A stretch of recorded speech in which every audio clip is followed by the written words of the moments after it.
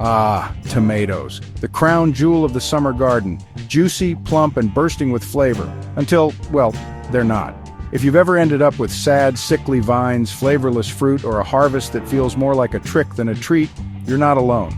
Tomatoes are one of the most beloved and misunderstood garden plants out there.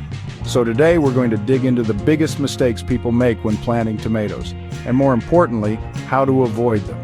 Whether you're a first-time grower or a seasoned green thumb who's been burned by blight or disappointed by fruit that never ripens, this one's for you. Let's get your tomatoes thriving, not just surviving, and welcome back. If you keep finding yourself here, might as well hit subscribe so you won't miss out on any garden tips.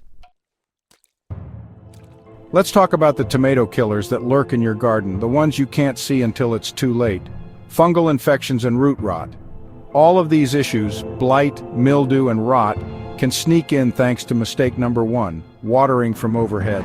But fear not, no need to panic. Staying one step ahead starts with changing how you water your tomatoes.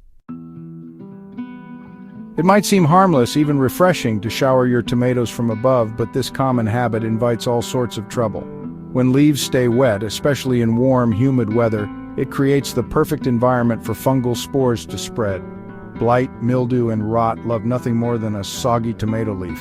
Instead, water at the base of the plant to keep foliage dry and diseases at bay. Your tomatoes will thank you with a healthier, longer-lasting harvest. And don't forget spacing. Give your plants room to breathe. Good airflow keeps moisture from hanging around on leaves, which is where fungal problems love to party. Proper watering techniques and adequate spacing of plants help keep disease away by promoting strong root growth and reducing moisture buildup. And there you have it. 2 easy, effective ways to prevent disease, starting with smart planting and watering habits. On to mistake number 2. Let's talk tomato food. Tomatoes are heavy feeders, but too much of the wrong stuff, especially nitrogen, and you'll get a lush green jungle with barely a tomato in sight. Nitrogen is great early on for leafy growth, but once your plants start flowering, it's time to switch gears. A balanced or low nitrogen, high phosphorus fertilizer helps encourage fruit, not just foliage. But here's the twist. Don't just feed the plant, feed the soil. Overusing synthetic, fast-acting fertilizers like Miracle-Gro can actually weaken your soil over time. They might give your plants a quick boost, but they do little for the living ecosystem underground. And without healthy soil microbes, your tomato roots struggle, your yields drop, and your garden gets grumpy. The fix? Start with a granular organic fertilizer as your foundation. It breaks down slowly, nourishes the soil life, and supports long-term growth. Then, if needed, supplement with water-soluble feeds or fish emulsion. It's not about being 100% organic or bust, it's about balance. Sustainable soil equals thriving tomatoes.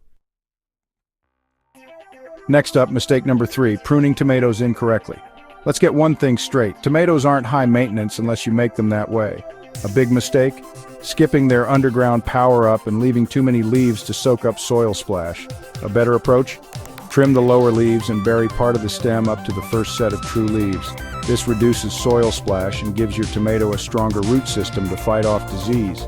Tomatoes can grow roots along buried stems, building a stronger, more robust root system for better water and nutrient uptake.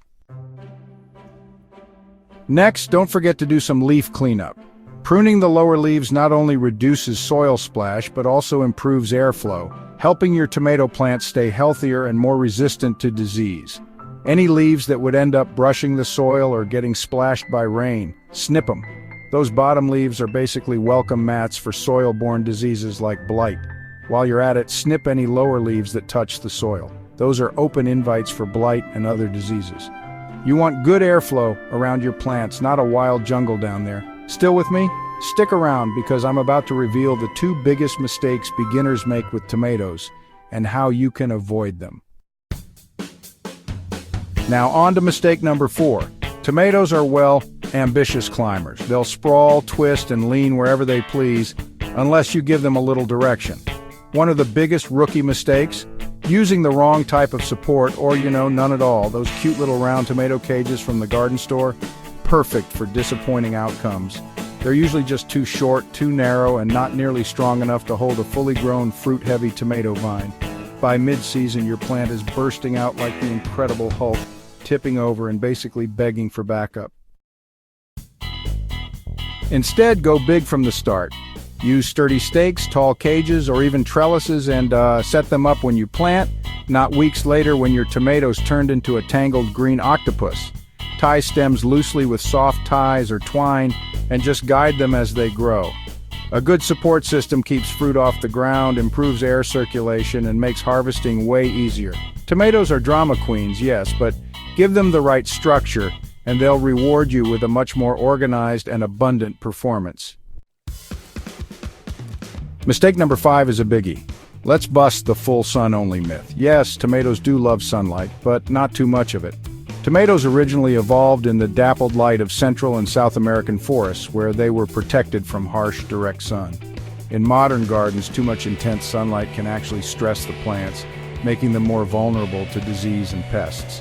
Intense summer sun can cause flower drop, cracked skins, and stalled ripening. What tomatoes really want is consistent morning to midday sun, followed by dappled shade during the harshest afternoon hours. Think of it like a beach day with a floppy hat.